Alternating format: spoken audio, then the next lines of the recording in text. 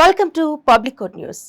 మరికొన్ని రోజుల్లో జరగనున్న లోక్సభ ఎన్నికలకు సంబంధించి పార్టీలు అభ్యర్థులు తీవ్ర కసరత్తులు చేస్తున్నాయి. అభ్యర్థుల ఎంపిక, టికెట్ల కేటాయింపు, కూటమిలో సీట్ల సర్దుబాటుతో తలమునకలై ఉన్నాయి. ఈ క్రమంలోనే మరోసారి ప్రధాని మోదీ వారణాసి నుంచే బరిలోకి దిగుతున్నారు. అయితే ఈ నియోజకవర్గం నుంచి ప్రధాని నరేంద్ర మోదీకి ప్రత్యర్థిగా ఒక ట్రాన్స్జెండర్ పోటీలో నిలవనున్నారు. ఆశ్చర్యపోతున్నారా? మీరు విన్నది నిజమే. ఇంతకీ ఎవరా ట్రాన్స్జెండర్? మహామండలేశ్వర్ హేమంగి సఖీ మాత. ఈమె ప్రపంచంలోని గుర్తింపు పొందిన ట్రాన్స్జెండర్. ఆమె ట్రాన్స్జెండర్ మాత్రమే కాకుండా శ్రీకృష్ణుడి పరమభక్తురాలు కూడా.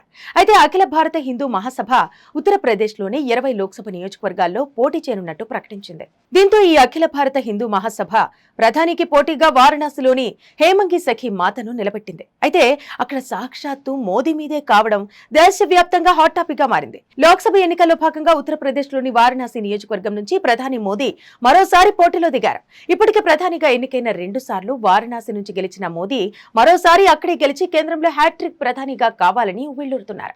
ఇక గత 2 ఎన్నికల్లో ఘన విజయం సాధించి ప్రధాని అయిన మోదీకి పోటీగా కాంగ్రెస్ పార్టీ ఉత్తరప్రదేశ్ రాష్ట్ర కాంగ్రెస్ అధ్యక్షుడు అజయ్ రాయ్ ను బరిలోకి దింపింది. ఈ క్రమంలోనే అదే వారణాసి నియోజకవర్గం నుంచి ఒక ట్రాన్స్జెండర్ పోటీ చేస్తున్నారు. అఖిల భారత హిందూ మహాసభ తరపున హేమాంగి సఖీ పోటీ చేస్తున్నారు. దీంతో ఆమె ఎవరు అనే ఆసక్తి అందరిలో నెలకొంది. గుజరాత్ లోని బరోడాలో ఈ హేమాంగి సఖీ మాత జన్మించారు. హేమాంగి సఖీ మాత తండ్రి ఒక సినిమా డిస్ట్రిబ్యూటర్ కావడంతో వారి కుటుంబం గతంలోనే ముంబైకి వలస వెళ్లింది. ఇక హేమాంగి సఖీ మాతకు ఒక ప్రత్యేకమైన గుర్తింపు ఉంది. భగవద్గీతను ప్రపంచంలో అనర్గళంగా బోధించగలిగే తొలి ట్రాన్స్జెండర్ కథకురాలిగా హేమాంగి సఖీ మాత ఖ్యాతిని పొందారు.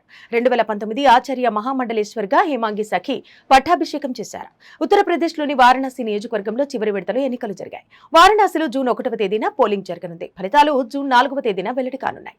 అటు కాంగ్రెస్ పార్టీ తరపున యూపీ రాష్ట్ర అధ్యక్షుడు అజయ్ రాయ్ మరోసారి పోటీలో ఉన్నారు.